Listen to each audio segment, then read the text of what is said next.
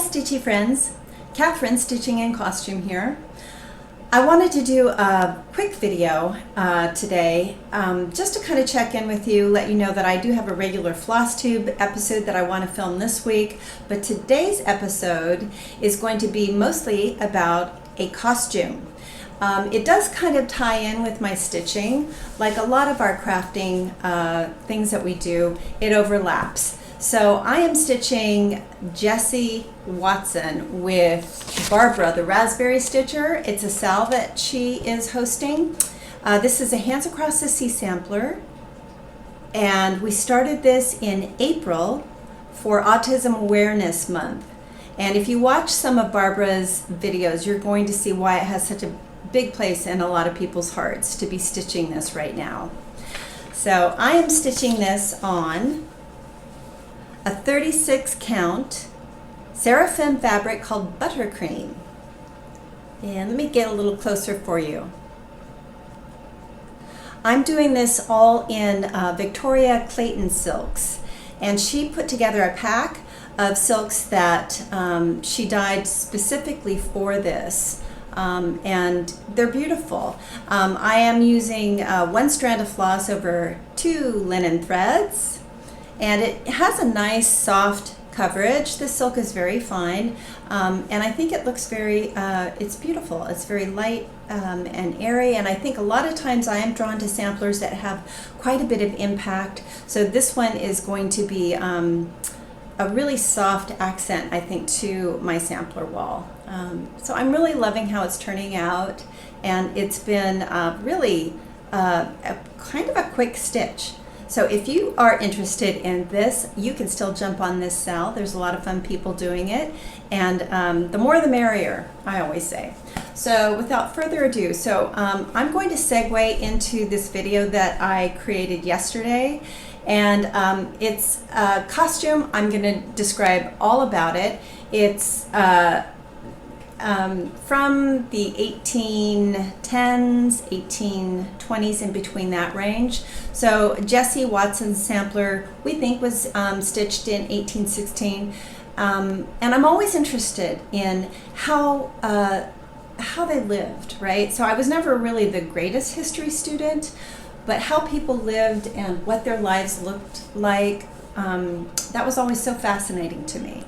So sit tight, and I hope you enjoy this, and thanks for watching, and I will be posting a regular FlossTube probably in the next week or so. Thanks so much. Bye.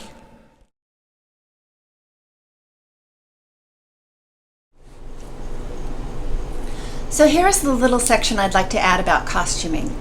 I have been a costumer for a while. I'm not a historical fashion expert by any means, but I'm very interested in the different aspects of costuming throughout history, and have done some reproductions of some of those costumes. I'm going to talk a little bit about a costume that I did myself, and I wanted to before I talk about the costume, I wanted to talk a little bit about what was going on in the year 1816. And so this is the year that Nicola Parkman believes the Jessie Watson sampler was stitched. And so this was a sampler stitched in Scotland. And so what was happening around the world in the year 1815, so right prior to this, there was a huge volcanic eruption in Indonesia that spewed all of this ash into the atmosphere, and it created a colder temperature around the world. And this is coming out of a mini ice age that started in the 14th century. So we have colder climates to begin with. People try to stay warm, and then we're moving into what we thought was going to be warmer, and now we're cold again. So it, you know. So the year without a summer basically started in 1816, obviously, and so the world temperatures dropped. As a result, there was a devastating effect to the crops, and so there was a lot of famine, a lot of poverty, people walking for miles to beg for food, and this is coming out of a really devastating time for England to begin with, the Napoleonic Wars had just ended. So you had a lot of strife, a lot of hardship, and it started to see the light at the end of the tunnel, and then we go into this strange year. So also, because of all of the devastating effect to the crops and all the starvation, hunger, there was a major typhus epidemic, and that claimed 65,000 people. So yeah, it was not a good year.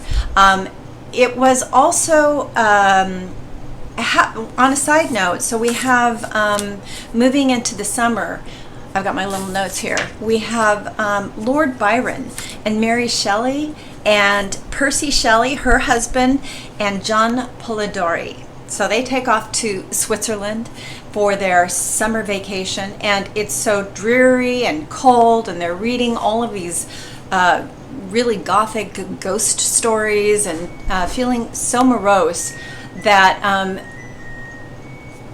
there's my washing machine. So Lord Byron proposes that they all do a contest to see who could write the scariest story. So this is in Lake Geneva, Switzerland. So they, of course, as a result of that, we have Mary Shelley wrote Frankenstein, and you have John Polidori did something called, let's see, I think it was called The Vampire, and later became Dracula, what we would know as Dracula nowadays. So a little side note, little culture that I thought was just fascinating based on the same year that all of this was taking place. Okay, so I'm going to talk a little bit about the fashion. So I think we have Susan Stanley has talked a little bit about girls and boys fashion, and basically the girls and the boys were dressed the same as the parents, right? With a couple of exceptions.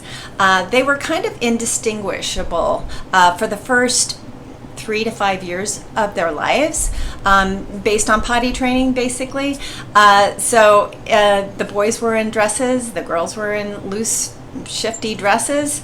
And it wasn't until a boy was breeched, that meaning he was old enough to put the breeches on, that he moved into the pants, and something called a skeleton suit for a little boy that was fastened up here to the pants, and that later turned into pants with a tailcoat and a top hat, just like his dad would wear. So now the little girls, they would be wearing the same thing that their mother would wear, with a couple of exceptions. They were usually shorter, and the skirts of this day, so I'm looking at specifically 1816, and you have earlier in that century, you have Josephine, who is Napoleon's empress, has created a lot of the style. So there's a very neoclassic silhouette, narrow skirts, we have under the bust skirts, and long all the way to the floor. Very often they had a train on the back. And then we move into what I like to say the 1810s. So basically in between 1810 and 1820, the silhouette starts to change just a little bit. You have the skirts start to widen, and there's more decoration around the bottom, and a lot of military influence. Because we are coming out of the war period. So there's a lot of braid, there's a lot of trim, tassels, buttons, all of that starts to happen in women's dress. I'm specifically targeting that. So again, the little girls, very much like the moms, during the day would probably have a printed cotton. In the evening, it would most likely be a white muslin, a lot of sashes.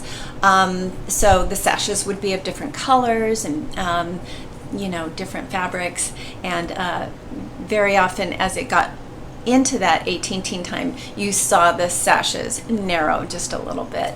So again, the little girls have shorter skirts, sometimes pantalettes peeking out. And one of the facts that I thought was really interesting, they would decorate these, the pantalettes or the drawers, the long undergarment that looked like pants, for the little girls, they would, the little boys too, with lace. Fine lace, I mean, the more lace, the better, and it really showed that you had money if you had the lace to put on these things.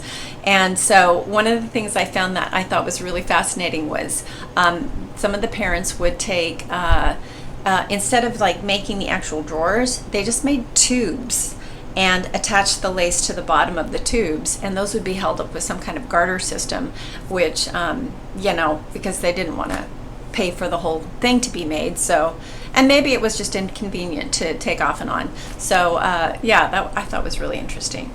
So yeah, I'm going to show you a little bit of the costume that I have behind me, and this is something that I made to represent an 18-teen kind of time. So we're looking in between 1815 and 1820 is where I was targeting. It was for an event that never happened, but I have a fabulous costume ready to go for next time. So I'm going to show you this girl right now. So this again is something I'm going to start with it fully on my dress form, and I'm going to remove things so that you can see what it looks like underneath, the undergarments that go into the base, the solid base. So normally somebody would have, and I had one, I can't seem to find it, is something that goes underneath this, and it's like a fake shirt kind of, and it's got a high collar and ties,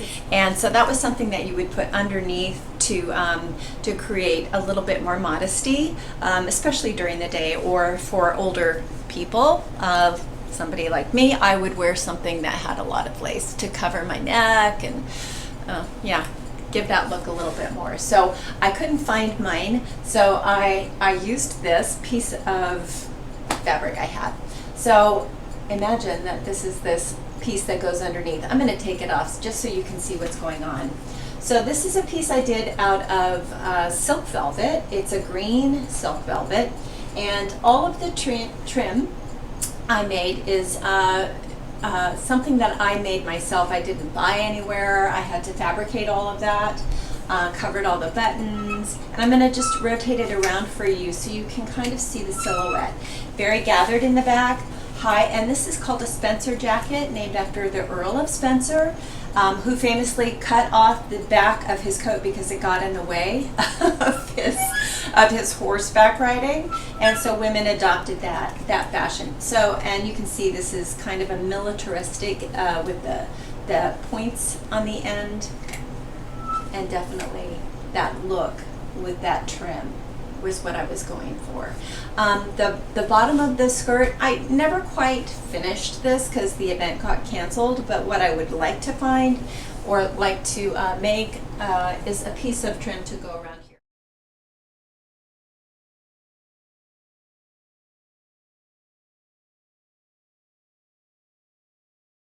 And what I should do is find this same material and maybe a band, maybe a ruffle, I don't know. I'm going to keep it simple, but eventually I'll find that. And I thought of even toying with the idea of putting something on the end here.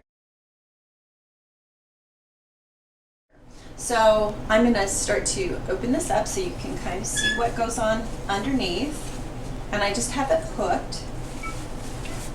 And I'm going to take that off. So very long sleeves at this time, and one of the things I thought about too was if it was that cold at that time, they would be wearing heavier, heavier materials, silks and velvets, not so much the light muslins that Grecian look that Josephine inspired. So this particular dress, I wanted to create something that I could dress myself in. Very often when I go to events, you have to have somebody lacing you up or putting you into a corset or stays and then getting you into your dress. And I wanted to make something that I could just do myself. So I found a pattern online somewhere, that a historical pattern, or it might have been in a book, or bits and pieces of it were. And it is actually a button front. I think it's called an apron front, and it drops down and ties. And I'm going to show you, I'm going to pull it closer so you can kind of see a a little bit better how it works. So you can see I've made the buttons, covered the buttons, and I'm just going to unbutton this, and you can see it just drops down, and the underneath part is tied. So it goes from here like an apron, wraps around and ties. And I'm going to drop that down so you can see that. And the whole structure underneath is laced together. And I'm going to open that up. So I just untie. I'm going to take this around, and you can see I've created these loops in the back, like belt loops. So I can get this all set up, ready to go, put it on, and then zip it on, pull it on myself. So I'm going to pull that open and pull it back around so you can see. That's what it looks like on the side. A lot of pleats in the back. And then I'm going to undo this. So normally, you know, they wouldn't obviously have metal grommets, but that would all have been hand eyeletted. But because it's not being seen, that's fine with me. I'll just put the metal grommets in. It gives it a lot of stability. And this is not, this is just lined with linen, so it doesn't have any kind of stiff interfacing on it. So let's take that off, and you can kind of see how it goes all the way off. And I'm going to just drop it down for now so you can kind of see what's happening underneath. So this is just an under petticoat that I have, and it's a bodiced petticoat. So it basically, well, this is the stays. So these are short stays. So a stay is like a corset. So usually they would be long all the way down to the waistline, but in the Regency period or Empire period, they shortened these. They didn't need long stays, and they gave them a little bit more ease of movement. So I'm going to undo that for you. And these I love. I think this is a simplicity pattern I found, and it is like the best. It's the best. It holds you in. It's got it's very comfortable. It's got just a light, you know, boning in it, so it's very flexible. And then that's it. And a little bit of boning in the back right there, and very comfortable, and it looks great. So this is the under petticoat, very, very plain. So it's just a linen, and you can see I did lots of gathering. Sorry for the squeaking. I did lots of gathering back here and seams in the back. And I believe I found this pattern in Patterns of Fashion by Janet Arnold, and it just laces up, and it's got a drawstring all the way around here. We're going to open it up, and that's it. And I'm not going to drop it off, but you get the picture. It's like a nightgown basically. And this is one of the reasons why you know, stitching was so important, because of these beautiful white linen pieces. They would have to mark them with initials so that when they got laundered and hung out in the sun, they could distinguish whose was whose. So yes, that is the dress. I'm going to show you a hat that I have to go with it. So this hat was actually made for me by the fabulous LynnMcMasters, and I'm going to link Lynn and her information. It's beautiful. It's exactly what I wanted. It matches perfectly. She used the same fabric, and she made all the trim. She made this beautiful sash, and you know, when I do wear this, my hair will be very curled out, and most likely a hair piece put in, and then I can pin the hat into the hair piece just to make sure it stays in place. It's pretty substantial, this one. Beautiful. She did a fantastic job. I love this so much. So that's that. And you know, the little girls would wear exactly the same thing. They'd have all of the outside jackets, coats, hats, parasols, shoes, all of that. And their skirts were shorter. And when a girl turned 16, her skirt was lowered to the floor. So that was the age of adulthood. So thank you for watching, and I hope you had fun watching some of that. Let me know if you have any questions. I'd be happy to have a chat. Thanks so much.